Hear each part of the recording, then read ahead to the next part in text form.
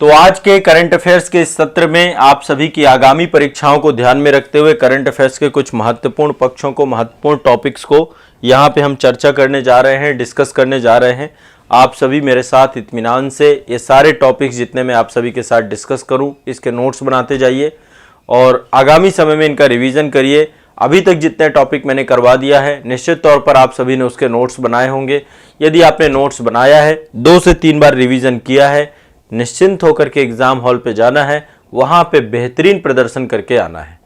तो current affairs में लगातार हम बहुत बेहतर टॉपिक ले रहे हैं, एग्जाम ओरिएंटेड टॉपिक ले रहे हैं। तो पहले टॉपिक में यहाँ पे देख पा रहे होंगे, विश्व का मानचित्र है और विश्व के मानचित्र को जनसंख्या में बांट दिया गया है। ये आपका अर्थ है, ग्लोब है। और देखिए जितने महादेश हैं, इन सभी महादेशों में आबादी ही आबादी है। इसको लेकर के एक आंकड़ा आया 15 नवंबर को, 15 नवंबर 2022। ये वो दिन है जब विश्व की आबादी 8 अरब हो गई है। कितनी हो गई विश्व की आबादी? 8 अरब हो चुकी है पूरे विश्व की आबादी। इसके बारे में जानकारी किसने दी? संयुक्त राष्ट्र संघ का आर्थिक एवं सामाजिक मामलों का विभाग, संयुक्त राष्ट्र यूनाइटेड नेशन का आर्थिक एवं सामाजिक मामलों का विभाग।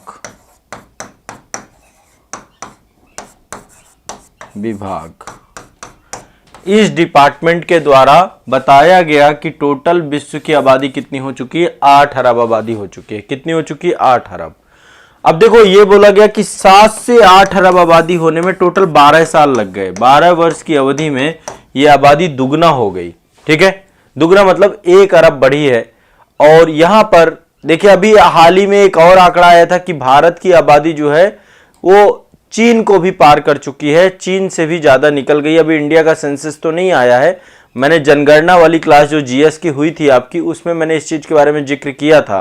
अब यहां पे देखिए कुछ और आवश्यक डेटा जारी किया गया है, जैसा कि 7 अरब से 8 अरब पहुंचने में 12 वर्ष लगे हैं, तो 8 अरब से 9 अरब पहुंचने में 15 वर्ष लगेंगे, ये बोला गया है इस रिपोर्ट में। ठीक है, इस रिपोर्ट में कई सारी बातें हैं, मैं एक बार कई सारी चीजें बताता हूं।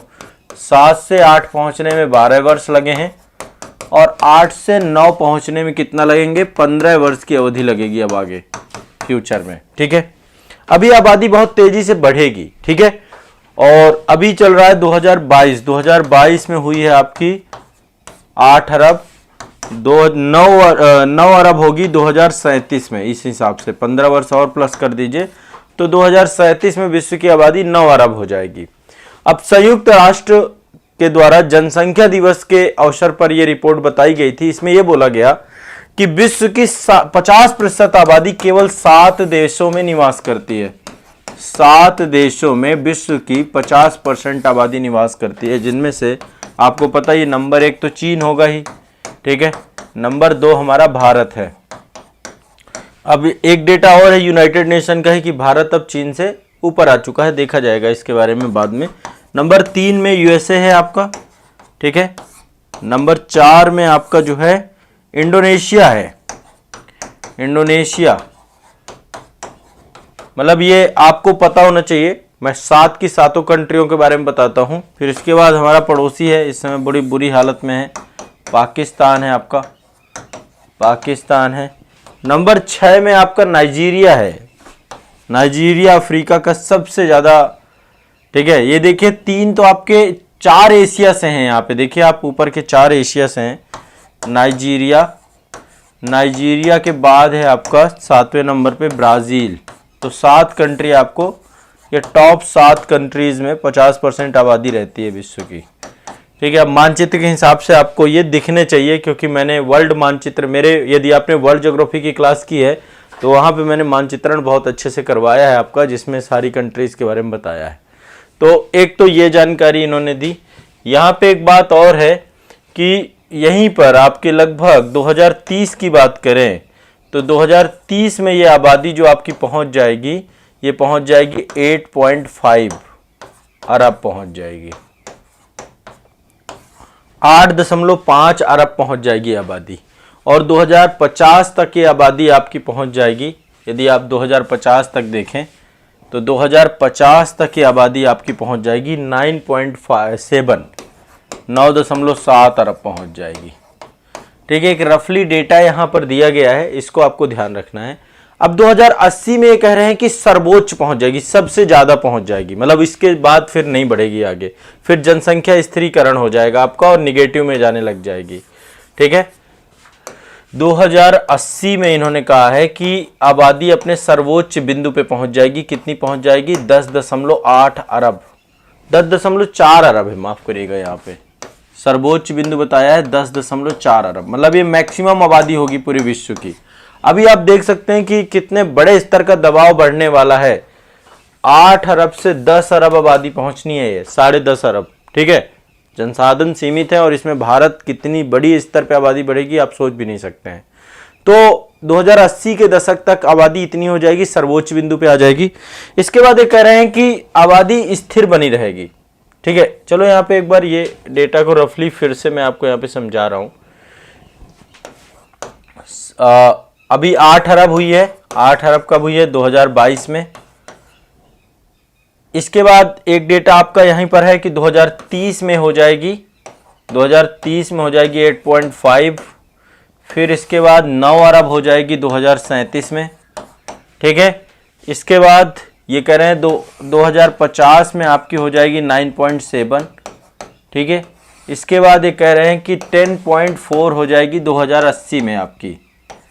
इसके बाद आबादी ये स्थिर रहेगी, कब तक स्थिर रहेगी? 2100 एडी तक, 2100 एडी तक आबादी स्थिर रहेगी, 10.4 ही रहेगी आपकी।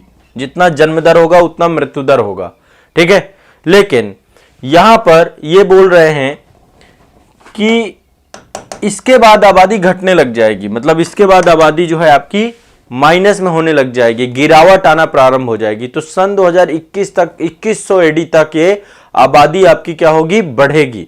ठीक है, 2080 में अपने पीक में पहुंच जाएगी, इसके बाद आबादी घटने लग जाएगी। ठीक है, तो यहां पे ये भी ध्यान रखना। और रिपोर्ट में भी बोला गया कि 2023 में भारत की जनसंख्या चीन से ज्यादा हो जाएगी, तो वो हो चुकी है आपकी। भारत की जनसंख्या चीन से ज्यादा हो चुकी है, इस रिपोर्ट में भी बोला गया था। और यूनाइटेड नेशन के द्वारा भी हालिया डेटा जारी किए गए हैं जिसमें बताया गया है कि विश्व की आबादी में हम नंबर 1 स्थान पे आ चुके हैं। ठीक है, तो ये आपको दिमाग में बैठाना है। ठीक, एक जो है ये जारी कौन करता है मैंने आपको बताया, यूनाइटेड नेशन का है, आर्थिक और सामाजिक विभाग है इसका, यूनाइटेड नेशन का, इसके द्वारा जारी की जाती है सेंसस। ठीक है, तो इसके द्वारा जारी किया गया है और इसके द्वारा एक वर्ल्ड पॉपुलेशन प्रोस्पेक्टस, ये मतलब एक पूरा टाइटल था, इस शीर्षक से जो है एक ये पूरी की पूरी जनसंख्या को लेकर जारी की गई है। इसके बाद इसने बोला कि 2050 तक विश्व में जो वृद्धि है उसमें से 8 देश हैं जहां पे सबसे ज्यादा वृद्धि होगी, उसमें से अपना भारत भी है। भारत में बहुत तेजी से जनसंख्या वृद्धि होने वाली है, तो आने वाले समय आपको पता है कि बहुत ज्यादा जटिल होगा क्योंकि संसाधन सीमित है, जनसंख्या भी बढ़नी है बहुत तेजी से। तो कांगो हो गया, मिस्र हो गया, इथोपिया हो गया, Bharat, Nigeria, Pakistan, Philippines, Tanzania, इन 8 देशों में बहुत तेजी से, चाइना ने तो अपनी कंट्रोल कर ली है, चाइना की आबादी तभी देखी, अभी भारत हम पार कर गए। तो भारत, पाकिस्तान, नाइजीरिया, इथोपिया, मिस्र, कांगो, फिलीपींस, तंजानिया, ये 8 देश हैं जिसमें बहुत तेजी से जनसंख्या बढ़ेगी। ठीक है, तो अभी यदि देखा जाए तो टोटल जो 7 कंट्रीज मैंने बताया उनमें से भारत में आबादी बढ़ने के बहुत आसार है। इसके बाद सबसे बड़ी चीज है कि जो प्रजनन दर है, प्रजनन दर 2.1 लेकर के आना है हमें। ठीक है, अभी विश्व की 2/3 जनसंख्या ऐसे देशों में रहती है जहां पे प्रजनन दर कम हो चुकी है, 2.1 से कम हो चुकी है। विश्व में जितने डेवलप्ड कंट्रीज हैं उनके यहां पे जनसंख्या प्रतिस्थापन दर से नीचे जा चुकी है, 2.1 से नीचे जा चुकी है। भारत में भी जनसंख्या प्रतिस्थापन दर यहां पर इसी 2.1 के आसपास आ चुकी है आपकी। ठीक है, प्रजनन दर मतलब एक महिला अपने प्रजनन काल पे कितने बच्चों को जन्म देती है उससे जुड़ा हुआ डेटा होता है आपका। ठीक है, तो ये आपको ध्यान रखना है कि जनसंख्या को लेकर के ये डेटा अपने आप में बहुत सारे आंकड़ों की बात करता है और इससे जुड़े हुए क्वेश्चंस बहुत सारे बन सकते हैं आपको। ठीक है, तो ये एक बार दिमाग में बैठा के रखना है सभी को। क्लियर है? स्पष्ट है? स्पष्ट है। इसमें एक बात और कही गई है इस रिपोर्ट में कि विश्व की औसत आयु जो होगी लगभग 77.2 वर्ष होगी, 77.2 वर्ष, 77.2 वर्ष ये आयु आपकी रहेगी 2050 तक। 2050 तक, मतलब आप खुद सोचिए औसत आयु की बात की जा रही है, इतना रहेगी। ठीक है, अभी ये आयु कम, अब क्योंकि हेल्थ सिक्योरिटी बढ़ती जा रही है ना, हेल्थ बढ़ता जा रहा है, तो ये अभी आपका औसत जीवन प्रत्याशा बढ़ रही है लोगों की, तो ये 77.2, इसी कारण से जनसंख्या वृद्धि बहुत तेजी से बढ़ रही है। ठीक है, जन्म दर आपकी ज्यादा है, मृत्यु दर आपकी कम है, तो यहां पे ये आपको ध्यान रखना है। बाकी देखिए जनगणना को लेकर के अभी मैं वैसे क्लासेस में करवा रहा हूं, अभी उत्तर प्रदेश राज्य को लेकर के मैं क्लास करवा रहा हूं। वहां पे कल मैंने माल्थस थ्योरी करवाई थी कि किस तरीके से माल्थस ने कहा कि एक समय ऐसा आएगा कि जब जनसंख्या इतनी ज्यादा बढ़ जाएगी कि संसाधनों के ऊपर जो है प्रभावी हो जाएगी, तो फिर प्राकृतिक आपदाएं आएंगी और उससे जनसंख्या का समाधान हो सकता है। लेकिन आपको ये याद रखना है, यूनाइटेड नेशन के आर्थिक और सामाजिक विभाग के द्वारा ये जनसंख्या का डेटा दिया गया और जनसंख्या बहुत तेजी से बढ़ने वाली है, वर्ल्ड में नंबर 1 हम काफी समय तक रहने वाले हैं जनसंख्या के मामले में। ठीक है, एक अगला करंट अफेयर्स का टॉपिक आईफा अवार्ड 2022। ठीक है, कौन सा आईफा अवार्ड 2022 कहां हुआ? अबू धाबी में, अबू धाबी में हुआ आईफा अवार्ड। ठीक है, और इसमें थोड़ा सा 2-3 क्वेश्चन आपको ध्यान रखना है, बहुत इंपॉर्टेंट तो नहीं है ये, लेकिन फिर भी इसमें 1-2 चीजें पर पता कर लो। सर्वश्रेष्ठ फिल्म आपकी यहां पर रही है शेरशाह, शेरशाह, शेरशाह, ये कारगिल पे बनाई गई है आपकी, है ना, मेजर विक्रम बत्रा के ऊपर ये पूरी की पूरी मूवी बनाई गई है कारगिल पे। तो शेरशाह को सर्वश्रेष्ठ फिल्म का पुरस्कार मिला है। यहाँ पे कुछ मैं एक लिस्ट आपको देता हूं। ठीक है, आईफा को लेकर के सर्वश्रेष्ठ लिस्ट, सर्वश्रेष्ठ फिल्म याद रखनी है आपको, शेरशाह है। ठीक है, सर्वश्रेष्ठ फिल्म कौन सी? शेरशाह। अभिनेता कौन है सर्वश्रेष्ठ? विक्की कौशल को मिला है, सरदार ऊधम सिंह फिल्म के लिए विक्की कौशल को सर्वश्रेष्ठ अभिनेता। और सर्वश्रेष्ठ अभिनेत्री का पुरस्कार जो मिला है वो है कृति सेनन, एक मूवी आई थी मिमी, मिमी के लिए मिला है कृति सेनन को। ठीक है, तो आईफा अवार्ड 2022 में सर्वश्रेष्ठ फिल्म आपकी शेरशाह है। ठीक है, और सर्वश्रेष्ठ निर्देशक का अवार्ड भी शेरशाह के थे, विष्णुवर्धन, उनको ही मिला है आपको। तो ये आपको 4 याद करना है, 4। सर्वश्रेष्ठ फिल्म शेरशाह, सर्वश्रेष्ठ निर्देशक विष्णुवर्धन, सर्वश्रेष्ठ अभिनेत्री आपकी कृति सेनन और सर्वश्रेष्ठ अभिनेता पुरुष में विक्की कौशल, सरदार ऊधम सिंह। ठीक है, ये आपको 4 याद रखना है सभी को। क्लियर है, स्पष्ट है?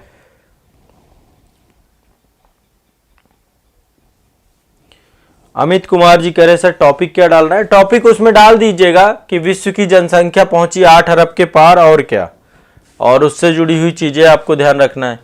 ठीक है, और ये आईफा अवार्ड हो गया, क्लियर हो गया, स्पष्ट आपका? तो आईफा अवार्ड में बस 4 अवार्ड, 4 ये बस याद रखिए, इसी से क्वेश्चन आपके पूछ जाएंगे। ये है विक्की कौशल सर्वश्रेष्ठ अभिनेता, सर्वश्रेष्ठ अभिनेत्री। ठीक है, और इसके बाद आपको शेरशाह मूवी के द्वारा, और उसी के निर्देशक विष्णुवर्धन सर्वश्रेष्ठ डायरेक्टर। एक और अवार्ड है आपका आईसीसी अवार्ड, ये आपका क्रिकेट का अवार्ड है, ये भी आपको इंपॉर्टेंट है। हाँ, ये है आपका अगला अवार्ड है आपका आईसीसी अवार्ड, तो इसको भी ध्यान रखना है आपको। ठीक है, आईसीसी अवार्ड, इससे भी क्वेश्चन पूछता है। तो इसमें देखिए, एक तो सबसे पहली बात कि कई कैटेगरी होती हैं, किसी भी अवार्ड में कई सारी कैटेगरी हैं, 2-3 कैटेगरी यहां पे भी बताऊंगा। कि जो मेंस क्रिकेट है, अब देखो मेंस और वुमेन्स दोनों क्रिकेट है आपके, तो मेंस क्रिकेट में क्रिकेट ऑफ द ईयर मतलब बेस्ट क्रिकेटर का अवार्ड मिला है बाबर आजम को। किसको मिला है? बाबर आजम को। पहले तो ये याद कर लेना है, बाबर आजम को क्या मिला है? ये पाकिस्तान के कैप्टन भी रहे हैं, इनको जो है मिला है mains cricket of the year का अवार्ड। बाबर आजम पाकिस्तान से हैं। ठीक है, सबसे बेस्ट प्लेयर के तौर पे इसको देख सकते हैं। अब महिला की बात करें कि आईसीसी के द्वारा महिला क्रिकेट ऑफ द ईयर, महिला में नटाली स्काइबर, महिला, पुरुष में तो बाबर आजम है, महिला में आपकी नटाली स्काइबर, नटाली स्काइबर। ठीक है, ये आपकी कहां की है? इंग्लैंड की, इंग्लैंड की, इंग्लैंड की। कौन सा पुरस्कार मिला है इनको? इनको मिला है महिला क्रिकेट ऑफ द ईयर का पुरस्कार, आईसीसी महिला cricket of the year. ICC पुरुष है ये, है ना, ये men's cricket of the year मिला है इनको, पुरुष cricket of the year Babar Azam. महिला में आपको मिला है नटाली स्काइबर को, इंग्लैंड की है, नटाली स्काइबर इंग्लैंड की। ठीक है, क्लियर है, स्पष्ट है? ठीक है, और इनको एक और मिला है one day cricket of the year, है ना, men's one day of the cricket of the year में भी इनको मिला है, ये ध्यान रखना। अब बात करेंगे कि भाई भारत में किसी को कुछ मिला है कि नहीं मिला, तो बिल्कुल भारत में भी मिला है। ये इनके बारे में जानते हैं, ये है सूर्य कुमार यादव, भारत से, इंडिया से हैं सूर्य कुमार यादव। तो 2022 का इनको मिला है men's T20 cricket of the year, T20 का पुरस्कार इनको मिला है सूर्य कुमार यादव को, T20 cricket of the year का पुरस्कार मिला है, ये भी आपको याद कर लेना है। Men's T20 cricket of the year Surya Kumar Yadav Bharat से, जानते होंगे आप लोग, शानदार खिलाड़ी रहे, लेकिन पिछले कुछ समय से फॉर्म में नहीं चल रहे हैं। तो ICC men's T20 cricket of the year Surya Kumar Yadav Bharat, ठीक है, ये आपको ध्यान रखना है, सूर्य कुमार यादव। अगला है आपका एक ये पर्सन है, ये टेस्ट टीम को लेकर के हैं, men's test cricket of the year. देखो, one day cricket of the year और men's cricket of the year Babar Azam, T20 cricket of the year Surya Kumar Yadav, men's test cricket of the year ये है बेन स्टोक। कौन है आपके? Ben stock. बेन स्टोक कहां से है? इंग्लैंड से। आप जानते होंगे इस चेहरे का, वर्ल्ड कप में इन्होंने ही जो है जिताया था क्रिकेट, जब आपका न्यूजीलैंड के साथ, है ना, एक बड़ी भूमिका, बेन स्टोक बड़े प्लेयर हैं। तो test cricket of the year आपके बेन स्टोक, इंग्लैंड, ठीक है, ये आपको ध्यान रखना है। तो ये 4 मैंने चीजें बताई आपको। पहला है ये T20 मेंस ओडीआई में भी मिला है इनको, और cricket of the year, mains cricket of the year दोनों में। इसके बाद महिला में नटाली स्काइबर है आपकी। इसके बाद आपका जो है T20 में सूर्य कुमार यादव को मिला है। T20 के बाद ये बेन स्टोक को मिला है टेस्ट में, test cricket of the year. बस इतना याद कर लेना, इतने ही है, कितना याद करोगे, बहुत है भाई, इतना भी पढ़ लिया तो बहुत बड़ी बात है, ठीक है। चलो आगे चलते हैं। आगे मैं आपको बताता हूं 17वां प्रवासी दिवस हुआ था आपका, 17वां प्रवासी दिवस। आपको पता है कि प्रवासी दिवस क्यों मनाया जाता है? क्योंकि महात्मा गांधी आए थे आपके 9 जनवरी 1915 को भारत वापस लौट के आए थे, तो विदेश मंत्रालय के द्वारा ये आपका मनाया जाता है। 17वां प्रवासी दिवस सम्मेलन इस बार मध्य प्रदेश सरकार के इंदौर में मनाया गया था 8 से 10 जनवरी को। 8 से 10 जनवरी 2023 में ये मनाया गया। कहाँ पे? इंदौर में। पहले तो ये पता होना चाहिए आपको, आयोजन स्थल इसका हर बार पूछता है कि कहाँ पे आपका ये मनाया गया, ठीक है। इसके साथ यहां पर एक चीज और ध्यान रखना है, क्योंकि 4 साल बाद आपका हुआ है ये, कोविड के कारण से 4 साल से ये नहीं हो रहा था आपका, ठीक है, वर्चुअल ही होता था, मतलब ऐसा नहीं है रेगुलर नहीं हो रहा था, वर्चुअल हो रहा था आपका, ठीक है। अब इसका जो विषय रखा गया, हमेशा कोई भी सम्मेलन होगा, कोई भी चीज होगी, उसका जो विषय है वो है डायस्पोरा। डायस्पोरा, अमृत काल में भारत की प्रगति के लिए विश्वसनीय भागीदार। डायस्पोरा मतलब भारतीय बिखराव, डायस्पोरा, डायस्पोरा मतलब इंडियन डायस्पोरा। डायस्पोरा अमृत काल के लिए, लिख लीजिए इसका विषय, अमृत काल में भारत की प्रगति के लिए, अमृत काल में, अमृत काल चल रहा है ना, जो आजादी के 2022 से लेकर के आपका 25 वर्ष तक के लिए चलना है, ठीक है। अभी देश की आजादी के 75 वर्ष पूरे हुए हैं 2022 में, तो 100 साल जब तक पूरे होंगे तब तक की अवधि के लिए पूरा आजादी का अमृत काल चल रहा है, ठीक है। तो डायस्पोरा अमृत काल के प्रगति के लिए, अमृत काल में भारत की प्रगति के लिए, भारत की प्रगति के लिए, प्रगति के लिए विश्वसनीय भागीदार, ये इसकी थीम रही है। क्या रही है? इसकी थीम रही है, diaspora reliable partners of India progress in Amrit Kaal. तो इंडिया के प्रोग्रेसिव टाइम पीरियड में अमृत काल के लिए सबसे प्रभावी है डायस्पोरा, ये ध्यान रखना है, ठीक है। अब इसमें ध्यान रखना है कि लगभग 3500 से अधिक प्रवासियों ने यहां पर क्या किया? सम्मेलन में भाग लिया। अब इसके लिए एक चीज और ध्यान रखना है कि इसमें जो अतिथि के तौर पे थे, गेस्ट ऑफ ऑनर के तौर पे कौन थे? ऑस्ट्रेलिया के सांसद सुश्री जनेटा मास्करे हास, ठीक है, ये इनके बारे में ध्यान रखना है। और दूसरा, मुख्य अतिथि कौन थे? मुख्य अतिथि, चीफ गेस्ट कौन थे? चीफ गेस्ट थे डॉक्टर मोहम्मद इरफान अली, डॉक्टर मोहम्मद इरफान अली, इरफान अली, ये थे आपके मुख्य अतिथि। कौन थे ये मुख्य अतिथि? ठीक है, ये ध्यान रखना है। डॉक्टर मोहम्मद, ये कहां के थे? गुयाना के राष्ट्रपति हैं ये आपके। मुख्य अतिथि हैं डॉक्टर मोहम्मद इरफान अली, गुयाना के राष्ट्रपति, भारतीय मूल के हैं। आपको पता नहीं है विश्व में कितने देशों के राष्ट्रपति भारत से हैं? ठीक है, डॉक्टर मोहम्मद इरफान अली गुयाना के जो राष्ट्रपति हैं, ये आपके इसके मुख्य अतिथि थे। और इसके जो विशिष्ट अतिथि थे, स्पेशल गेस्ट ऑफ ऑनर जो थे, वो सूरीनाम के राष्ट्रपति श्री चंद्रिका प्रसाद संतोखी थे। ठीक है, सूरीनाम में भी भारत के ही हैं आपके। सूरीनाम एक देश है, छोटा सा देश है। राष्ट्रपति श्री चंद्रिका प्रसाद संतोखी, ये भी भारतीय मूल के हैं। तो विशिष्ट अतिथि आपके चंद्रिका प्रसाद संतोखी थे। ठीक है, चंद्रिका प्रसाद संतोखी। तो 17वां प्रवासी दिवस आपका 8 से 10 जनवरी के बीच में मनाया गया, इंदौर में मनाया गया। मुख्य अतिथि डॉक्टर मोहम्मद इरफान अली थे, विशिष्ट अतिथि श्री चंद्रिका प्रसाद संतोखी थे। ये आपको ध्यान रखना है। ठीक है, क्लियर है? ध्यान रखना है इस बात को, बहुत सिंपल सी बात है और ज्यादा नहीं इसमें दिमाग लगाना है। ठीक, चलिए, एक युवा प्रवासीय भारतीय दिवस भी मनाया जाता है। यह युवा मामले और खेल मंत्रालय के द्वारा, मतलब इस साथ में मिलकर के इसी के साथ युवा जो आपका प्रवासी भारतीय दिवस है उसको भी इसी के साथ जोड़ करके देखा गया था। ठीक है, अब चलिए अगला चलते हैं। ओडिशा से एक खबर है आपकी। उड़ीसा के द्वारा एक मिशन चालू किया गया था जिसका नाम है जगा मिशन। और जगा मिशन के कारण से उड़ीसा देश का पहला राज्य बन चुका है जहां पे झुग्गियां नहीं है, झुग्गी मुक्त राज्य बन गया उड़ीसा, जगा मिशन कारण। तो हेडिंग इसमें डाल लीजिएगा, उड़ीसा देश का पहला झुग्गी मुक्त राज्य बना। झुग्गी समझते हैं ना, जो मलिन बस्तियां होती हैं वहां पर लोग झुग्गियों में रहते हैं। तो भारत का पहला झुग्गी मुक्त राष्ट्र, झुग्गी मुक्त राज्य बनाने का महत्वाकांक्षी लक्ष्य पूरा किया उड़ीसा ने। ध्यान रखिएगा, किस कारण से? जगा मिशन कार्यक्रम चलाया गया था। और इस कार्यक्रम के तहत 5 वर्षों में 1,75,000 परिवारों को भूमि प्रदान की गई और घर बनाया गया उनके लिए।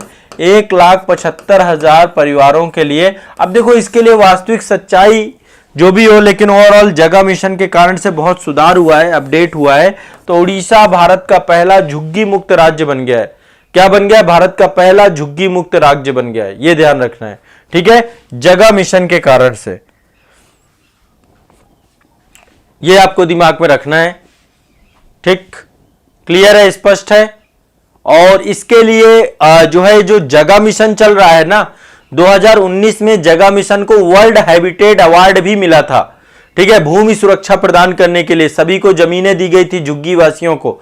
तो इसके लिए वर्ल्ड हैबिटेट अवार्ड भी मिला था जगा मिशन को।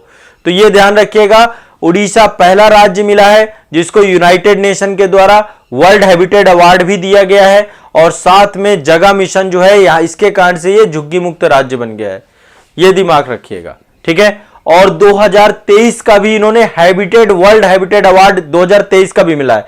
2019 में भी वर्ल्ड हैबिटेट अवार्ड मिला था और 2023 का भी वर्ल्ड हैबिटेट अवार्ड भी इनको दिया गया है। तो 2 बार वर्ल्ड हैबिटेट अवार्ड जो है जीतने का जो है कार्य उड़ीसा के इस जगा मिशन ने किया है। तो जगा मिशन में झुग्गी वासियों को क्या है? भूमि दी जाती है, जमीन दी जाती है।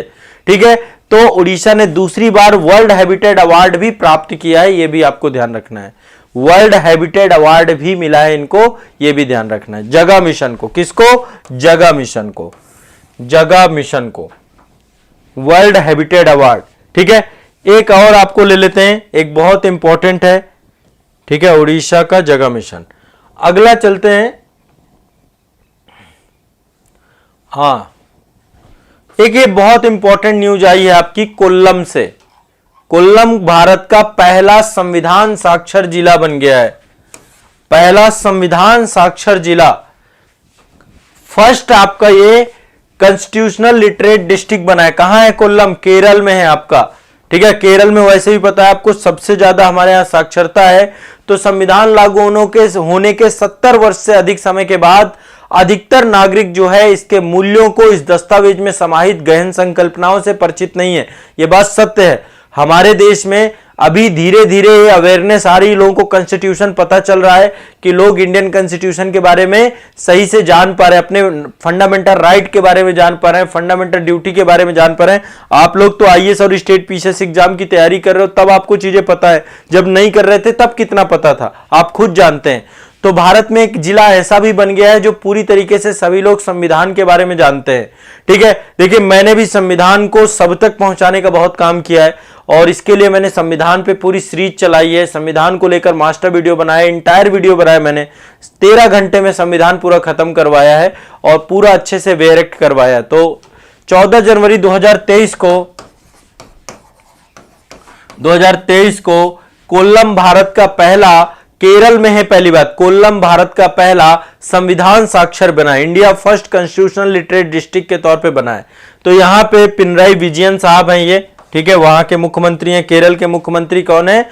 पिनराई विजयम। ठीक है, यहां पे सीपीआई-एम की सरकार है। तो कोल्लम की उपलब्धि है संविधान साक्षरता अभियान जो है कॉन्स्टिट्यूशनल, यहां पर संविधान साक्षरता अभियान चलाया गया था, कॉन्स्टिट्यूशनल लिटरेसी कैंपेन चलाया गया था। इस कैंपेन के परिणाम से ही ये पूरा का पूरा लक्ष्य प्राप्त हो चुका है। ठीक है, तो ये दिमाग में बैठा के रखना है, ये एक बहुत महत्वपूर्ण जो है आपका कार्यक्रम था और इस कार्यक्रम में पूरा जिला संवैधानिक रूप से साक्षर हो चुका है, संविधान की पूरी जानकारी है, संविधान के मूल्यों के बारे में एक गहरी समझ है। तो संविधान साक्षर जिला भारत का पहला बना है कोल्लम, ये भी आप सभी को ध्यान रखना है। ठीक है, तो इस अभियान के तहत जितने भी परिवार थे, 7 लाख से ज्यादा परिवार कोल्लम में थे, सभी को संविधान के मूल सिद्धांत, बेसिक प्रिंसिपल जितने हैं उन पे शिक्षित किया गया था, उनके बारे में जानकारी दी गई थी और उनके बारे में समझ विकसित की गई थी। तो ये भी आपको इंपॉर्टेंट रखना है, ये भी बहुत जरूरी है कि कोल्लम को लेकर के एक बड़ी महत्वपूर्ण खबर आपकी यहां पे आ रही है। तो आज के लिए इतना ही रखेंगे, आज के लिए इतना ही रखेंगे। एक न्यूज आपकी मैंने बताई, भारत का पहला संविधान साक्षर जिला कोल्लम केरल, दूसरा जगह मिशन, पहला उड़ीसा झुग्गी मुक्त राज्य बन गया आपका। ठीक है, इसके बारे में चर्चा हुई। प्रवासी भारतीय दिवस 17वां हुआ था आपका, इसके बारे में चर्चा हुई है। इसके बाद ये आपकी एक चर्चा हुई है हमारी मेंस टेस्ट टीम को लेकर के चर्चा हुई 2022 में, जो आपका ये आईसीसी अवार्ड के बारे में चर्चा हो गई। मैंने आपको बताया बाबर आजम, सूर्य कुमार, ठीक है, बेन स्टोक, ये सारी आईफा अवार्ड के बारे में चर्चा हो गई और हमारी वर्ल्ड पॉपुलेशन को लेकर जो रिपोर्ट आई थी उसके बारे में चर्चा हो गई। तो आज के करंट अफेयर्स में इतना ही रखेंगे।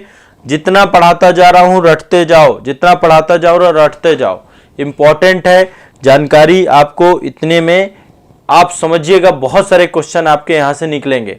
ठीक है, तो आज के लिए इतना ही रखेंगे। इतना रट जाइए, 2 बार रिवाइज कर लीजिए, क्लास देख लीजिए, बहुत जरूरी है।